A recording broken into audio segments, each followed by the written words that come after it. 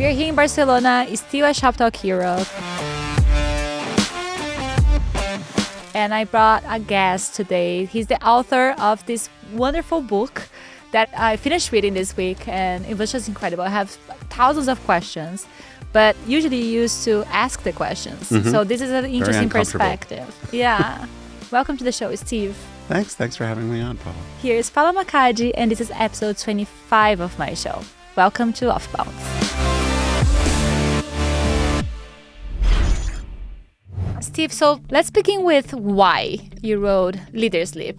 Well, that's a good question. I guess the simplest answer is because I had a lot to say about the topic, which is why most transformations fail, and hopefully some advice, useful advice, that would help leaders actually improve their rate of success. But I think the real answer is there's been kind of a lingering question for me, probably for about 25 years, because I worked at what at the time was the second biggest retailer on the planet, Sears, which basically doesn't exist anymore. You know, they really failed. Yeah, I haven't seen it. Yes. Yeah. They didn't change for kind of this new world order. And then subsequently, some other jobs I've had, consulting clients I've had, speeches I've done where I'm analyzing what's going on with innovation, transformation, and so forth. One of the questions that kept coming back to me in some form is, if the world has changed so much, why have you changed so little? And in some cases, the you is the brand or organization. Yeah. In other cases, it's literally the leader. And because I don't think it's news that the world is changing very quickly, that retail is very dynamic. We start every conversation like, oh, it's changing so quickly, right? Right, It's like almost right. like an elevator talk. Yeah. So it's not, that is not new information. But then if that is what almost everybody believes, and if your organization is actually being shaken by this disruption, whatever the form of that might be, why is it that the responses tend to be so timid? Yeah, and So that's a that good was kind point, of because I feel everybody that we talk to in events, we go to several of these events, they're all going through some sort of transformation. They can call it digital transformation, they call it just transformation. Right. But are they really transforming? Yes. And what are they transforming, right? Yeah, what I've seen a lot directly and from studying this is that, first of all, and not to get into the semantics of it, but sometimes people throw around the word transformation, and really it's just a slowish evolution, quite We incremental. now can deliver faster than yesterday. Yeah, so if the basis of competition is really changing, if technology is really disrupting the way you go to market, if consumers are changing their expectations, or all the above, or some combination of the above, then you probably have to evolve your business model much more profoundly, and in many cases, much more quickly. So yes, we see lots of companies that talk about transformation. Maybe they have a transformation office or a chief transformation officer, but what they're doing is often just a slightly different version of what they've always done. And in many cases, that's not nearly good enough. Because that's easy to predict, I guess. Even though I leverage my retail background and talk about retail a fair amount, it's not specifically a retail book. So when you talk about what's going on in all sorts of different industries, it's hard to make one general statement about it. But I would say that for very successful companies, and this is not something I came up with, this is something Clayton Christensen pointed out in the 90s with the Innovator's Dilemma, is usually big successful companies end up being very vulnerable to being disrupted because they're very protective of what made them successful. And the managers tend to be good at just kind of optimizing the core business model. But if somebody comes along with something really, really different, they're slow to respond, or they just don't even have the capability to. So I think we've seen that play out, the innovator's dilemma play out. But we also just see, this is where it gets maybe overly complicated, but a lot of times Wall Street, for publicly traded companies, they're interested in a company not because they're going to grow like crazy.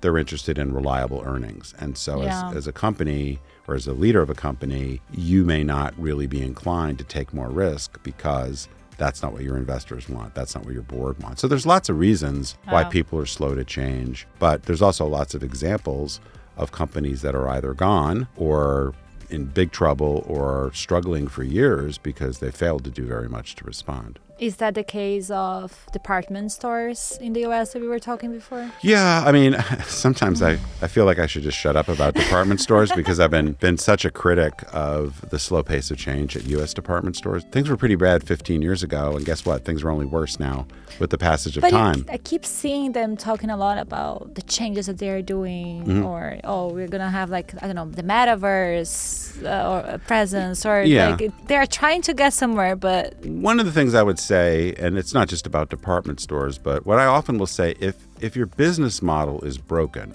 a slightly better version of it is not going to be the thing that saves you. And the department store business model is broken. And so largely what the department stores have done they basically constrained themselves by saying, well, we operate in malls, we operate on 2 or 3 levels in a 200,000 square foot store or whatever. We're in these business categories. So if we're not doing well, it must be the product needs to be a little bit better, or the customer service needs to be a little bit better, or we'll add a coffee shop or something. But the problem is, if you look at where the business has gone, it's not going to other department stores. It's going to other business models that do something in a fundamentally different way. So if the reason somebody is shopping at, say, TJ Maxx or some sort of off-price retailer is the value proposition, the location, smaller store, then it's not clear that all the improvements you make in this old business model is suddenly going to get those customers to go back. And as we've seen, it hasn't happened. Now maybe they'll come up with something different. So you got to make sure, I guess one way of looking at it is make sure you're asking the right questions and make sure you're solving the right problem, because you may just be incrementally delaying your slide into what oblivion. I love about your book, and that got me to know you more actually.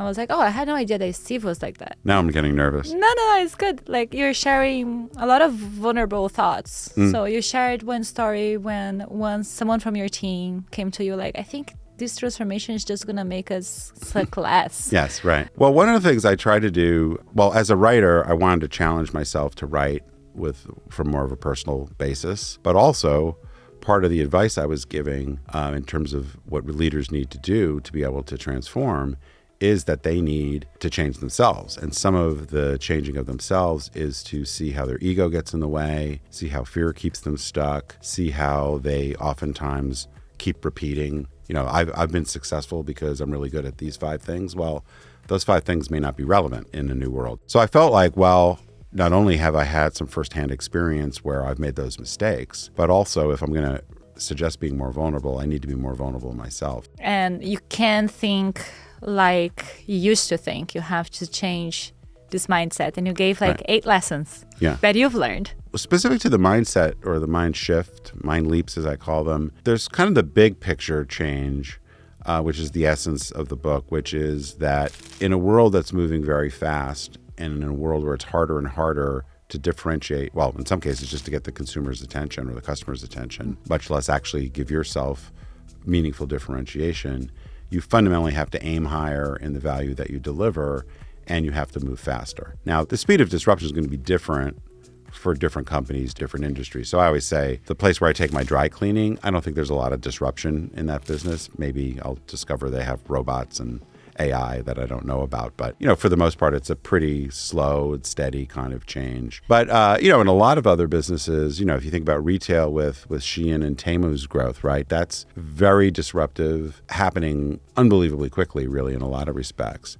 AI, retail media networks, there's lots of things that are very new and rolling out quickly. So you have to understand the degree of change that is necessary for you to keep pace, much less hopefully create advantage. So that's different. So one idea is just the mind shift of probably the way you're thinking about the pace of change is wrong. You're doing things too slowly, and you probably have to change even more than you think you do. So that's my overall premise. Then what I try to say is, okay, if you accept that, what are the things that get in the way? For example, the first one is I call crush your ego. I think if you were of sort of my vintage, the corporate leader was really somebody who was kind of all-powerful, all-seeing, all-knowing, almost like a godlike kind of creature. You're supposed to have all the answers, never let them see you sweat, that kind of thing. And, I think the reality is many of us, whether my age or different age or different gender or whatever, a lot of times we don't really know what we're doing, but we have to create this image that the reason we're the VP or the senior VP or the CEO is because we're invincible. And I think that's just a very dangerous way to lead, particularly in a world that is changing very quickly, where it's impossible, no matter how talented you are, for you to have all the answers. To have all the answers. Yeah. So I think it's just something that can be very detrimental. The executive ego dysfunction thing in particular, I think, is it's a bunch of things. It's the failure to be vulnerable. It's the failure to ask for help. It's the stress that's caused by imposter syndrome. It's not... Yeah, because the imposter syndrome, that touched me. Mm-hmm.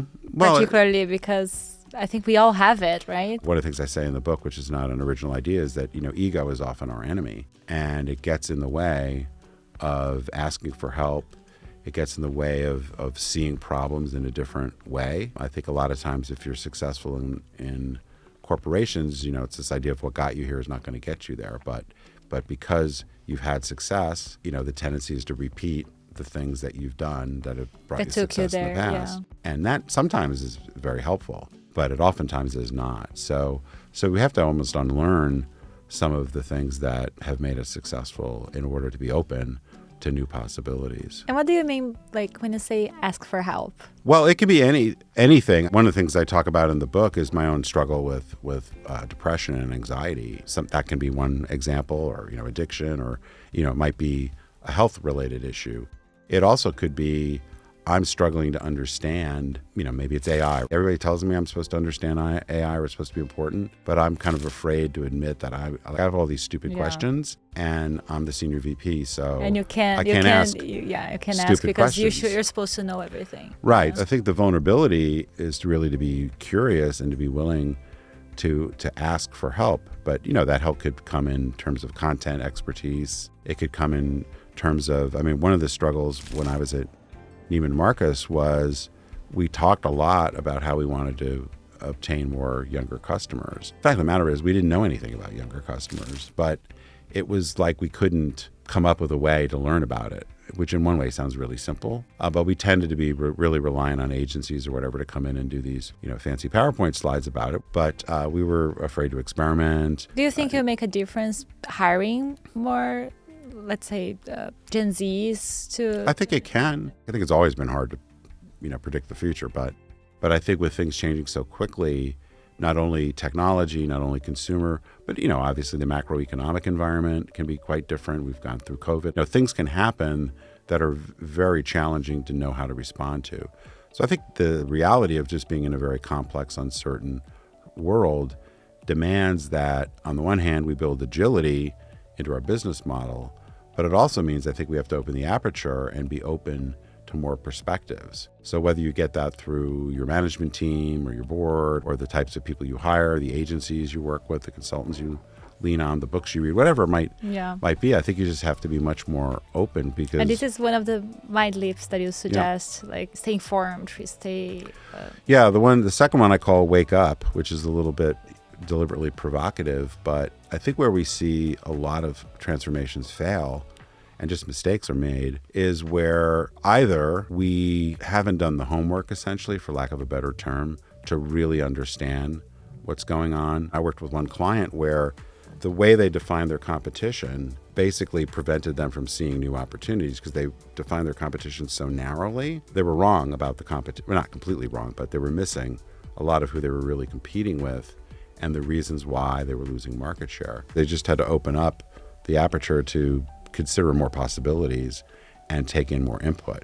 And as soon as they did that, it was much easier to see what was going on. But they have this kind of tunnel vision around things. So some of that is what do you pay attention to? What level of depth do you go to in really understanding things? What blind spots you might have in looking at data to make different sense of it. But even then, it can be breaking through denial, right? Just, you can have all that information and still not see what it is you need to do or be willing to have the urgency to do something different. Yeah, but you as a leader, that you have to change your mindset. Mm-hmm. You're not alone, right? You have to change everybody's mindset, I feel.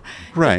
The board should wake up as well. The whole leadership team should wake up as well. That seems to be, how do you wake somebody up? Well, I would say the biggest weakness in my book, it's very much pointed at the individual. There's a little bit of this cult of idolatry or whatever you want to call it around, Elon Musk or, whomever, right? And if you could just be like this person, then you're going to be a great leader. Yeah. And I think we should not put CEOs as idols, guys. I just think it's not helpful. So I wanted to really say, we have to start with ourselves. And in many cases, if you are in a position, a CEO or some very senior role, demand that really of your team.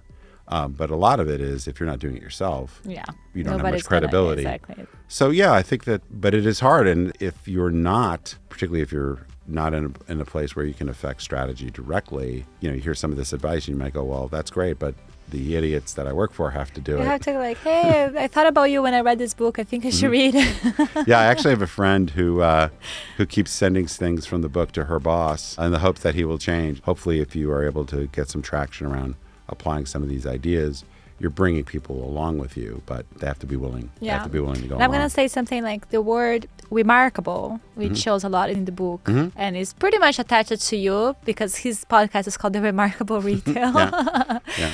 And you talk about remarkability. Right. So you basically say the transformation should make you remarkable because there's a line where there was like the remarkable, the discount, and the middle. Yeah.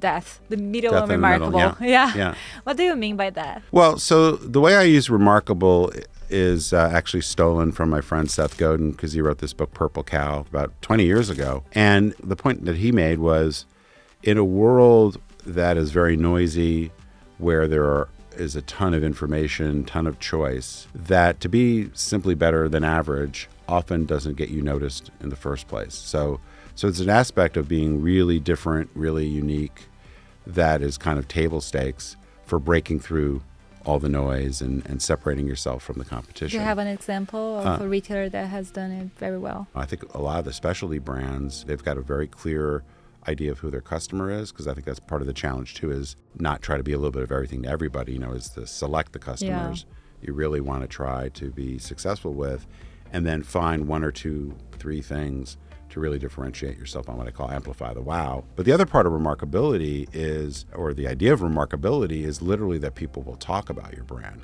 Because I think that's the other thing is the best brands don't have to market and discount like crazy to basically bribe you to buy their product. But people are attracted to your product because they see the value or they want to be part of the brand story. And that's often because of word of mouth, but also a clear idea of the emotional connection. There are Apple people, there are Android people. There's Tesla people, there are Prius people. That's it's more about the value you share. It's a sense of, I think there's this interesting dynamic in consumer psychology where on the one hand, we want to be unique and different. We want to set ourselves up. We don't want to be like everybody else, but we also want to belong. If you think about the great luxury brands, most of them have an exclusivity about them. Now, some of that is about price for sure. Yeah, but there's a social currency that comes with having that. Yeah, so I'm different from you people. I'm unique because I appreciate the Bottega Veneta handbag or whatever it might be. But also all the Bottega Veneta fans, like we're all part of this club of very discerning customers, or however you think about it yourself. So I think, we're social creatures. We're very aware of how people see us or how we want people to see us. I don't know if you agree with this level of remarkability, but we saw the results of Abercrombie, which was a huge transformation that they did, and the results are just incredible. So I particularly hate it. Sorry if I'm offending anybody, but I just went and bought 3 pairs of jeans because I loved it. The products were great, and the brand spoke to me. So I think that was a remarkable transformation. Well, there's actually not. I often get asked which brands have successfully transformed, and unfortunately, there aren't that many examples of brands that have really gotten into trouble that have been able to turn themselves around in a significant way. And Abercrombie and Fitch is one of them. And I think part of what they did, some of it was they were so far down that it was easy to leave. The comparisons are relatively easy. But they're a great example of a company that really tried to figure out who their customer was and really drive the product, the environment, the service against them, against that target, and they changed their values around. They become much more inclusive. They've got a clearer sense of the value and style. They realized that There was an opportunity for the way people were dressing at work that was maybe not so formal, more casual, and people maybe that didn't have a ton of money. So to try to find the usage, the product wearing occasions with the values, and then with the product value wrapped around a great store environment, strong e-commerce business, strong social. I mean, I think just about every piece of that business is really clicking right now, and you don't see that often. Yeah, and you see a few other brands trying, like Banana Republic is trying new store models, which also really speaks to me. Do you have other examples that comes to your mind? Well, in terms of turnarounds, one of the ones I talk about a little bit in the book, and I've talked about for a while, is Restoration Hardware, or the company now known as RH. They actually, I often say that I was a bad initial judge of this strategy because I heard Gary Friedman, their CEO, present their new concept at a conference where I was speaking as well about 8 years ago. And he described that they were going to build these big palaces with like a swimming pool and a restaurant and all these kinds of things. And it looked incredibly expensive to build. And it was such a departure. If anybody remembers, their old stores were small and they were kind of like a weird mix of gifts and things, tchotchkes, and it wasn't much of a store, and it was such a big leap for them. And I heard him describe it, and I just remember thinking, well, this is pretty crazy. This will never work. It was definitely very risky for them to go so big. I would advise that for most companies. It just turned out it's worked really well for them. But the learning there is he apparently really understood the customer very narrowly. It was very clear. You not only do you have to have enough money, it's a combination of price point, sitting between customers that would tend to work with an interior decorator, but above the mass market. So it was finding how that customer tends to shop, price point and style, because it's very modern. And then this idea that we're going to be successful by being a lifestyle brand and really showing how our product is going to look in the fabulous home you have or want. That's a great example of amplifying the wow. It's impressive when I see the leaders taking this journey because it takes a lot of guts. And not doing that, we were talking about it earlier, is that not doing that is a lot more painful. Going back to the department store example, I could say this because I left Sears in 2003. It was very clear to me that the department stores were in significant trouble. And if you just look at the share in the U.S. of department stores, it's gone from like 15 or 16% of all retail to I think about 4%. At any point along the way, any of the Macy's, JCPenney's, Kohl's, whatever, could have done something more significant, but they chose not to. The effect of it is they're all slowly dying. Do you think there's a way still to? Well, I'd like to think there is. I think one of the challenges that's kind of unique to department stores is it would almost be better that their profitability was worse, because that might make it really clear that they're running out of cash. But one of the strange things about U.S. department stores is they pay almost no rent, and they often have requirements to operate.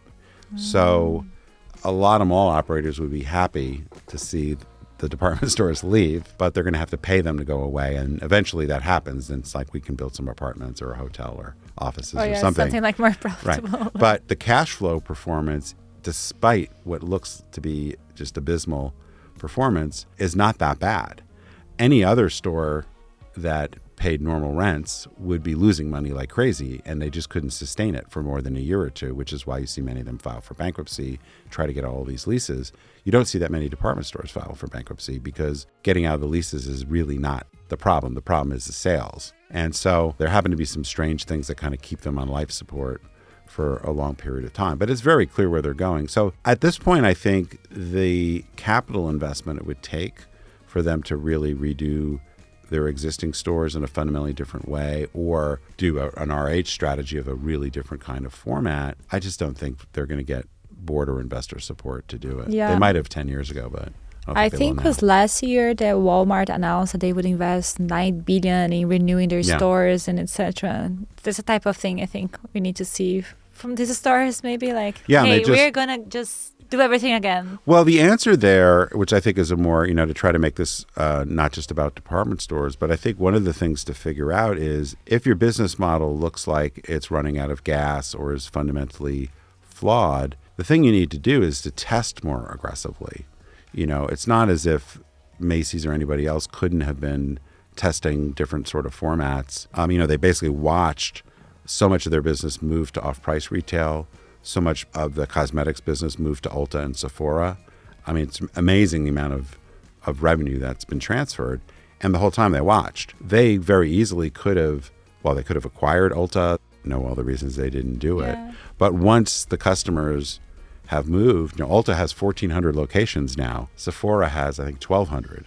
TJ Maxx has 5,000. No, and then like if you watch around the world, they still have like a lot more competitors. And what I find fascinating is that the beauty industry is growing so fast because there's this huge trend that comes with social media for new skincare or new makeup, these trends that come from nowhere. And they're all selling the same product. And everybody has a different value proposition on how they serve it. I find fascinating how they're all competing for the same people, and as I said, like they didn't see this opportunity. Well, and I think, part of what ends up happening is either you get customers that just see themselves as, for whatever reason, Sephora, let's say, resonates more with them than going to Nordstrom for whatever reason. There may be these particular reasons why you prefer one brand over the other.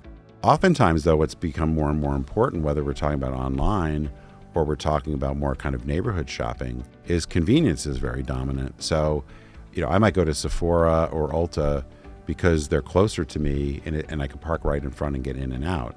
Otherwise, I have to go to the mall, which is twice as far, park in the big parking field, up and down the escalator. It's just the hurdle from a convenience standpoint is significant. So I think retail has gotten much closer to customers. I mean, online is the obvious way, but even in the physical world, there's been so much of a migration away from the malls, which were drawing customers in because there wasn't all this competition. Well, now you've got all this more local kind of competition and the Walmarts and the Targets and any number of different at Sephora, options. you can, at least in New York, you can walk like 3 blocks. There's always one in each block. It's a real challenge for retailers that used to count on this drawing power to someplace that was far away and maybe more of a hassle, or you would go to the mall because you could go to 6 different places and it was efficient to do that. Well, that's not so much the way most people shop anymore. I think what's hard is to really understand a potentially bad outcome that's off in the future with today. And today, it's often just easier to do the simple thing, the not very bold thing, the not very scary thing. But your failure to make those changes today may really lead to a very bad outcome in the future. So trying to bring this risk forward so that we see the risk of our inaction, that's a hard thing to do. It's a lot of what I'm advising people to really try to. It's risky to take the transformation path, but it's riskier to just watch it and not transform. Well, somehow or other, and there are some ways I think to do it, is I think as leaders we have to, if we've really got a series of choices we can make, try to quantify the not doing it. Like usually you say, well, okay, if we're going to open this new test store, we're going to do this market research, or we're going to make an acquisition, you could say, well, okay, that's going to cost us X, and here's what we think is going to happen, and then you make a decision to do it or not. But usually the way we think about is the ROI of doing it good enough. But the tendency is to not do it because it might not work. But we don't necessarily then go, okay, well, the fact that we passed on this one, how much more at risk are we by virtue of not doing it? And that's not something, many acquisitions. That is not in the P&L. It's often really not even part of the conversation. So part of what I'm advocating is you have to make that explicit. It doesn't mean that you'll automatically take more risk. Yeah. But if you're not quantifying the penalty of your inaction, then you're not really being fair in making the trade-offs, because we're just wired not to take much risk as a species. You get the bungee jumping people. Adrenaline, Yeah, so there are adrenaline junkies and everything, and that's fine, but most people are generally fairly risk averse in their business life and their personal lives. So we have to proactively fight against it, because when push comes to shove, we're often going to do what looks to be the safest thing. So given that, how do we as leaders create an environment that is more risk-seeking, that helps balance the trade-offs better, that sees that cost of inaction? Amazing. So you have a lot of insights on how to be remarkable, but how not to die from unremarkability, if I can say that. Yeah.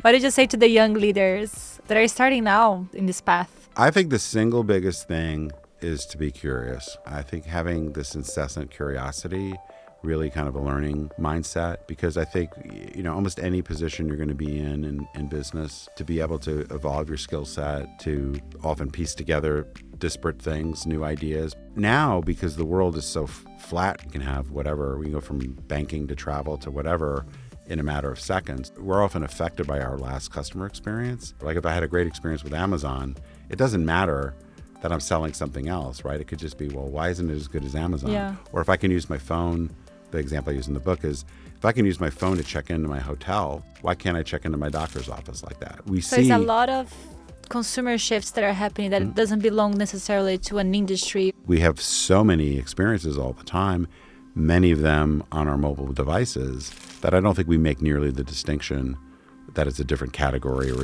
a product versus a service. I think we kind of expect excellence, and we notice when it's not so excellent. You've got to be a sponge for information. You got to be really open to getting inspiration and insight from many, many places. And so if you've got that curiosity, that hunger to learn, I think that will serve you well in lots of different jobs. Very good. Steve, thank you so much. Sure. It was a pleasure to share these microphones with you today here in Barcelona. Thank you so much for taking the time to enlighten us and share your own stories. That was actually what was different from many of the books I've read. Appreciate that. Thank you.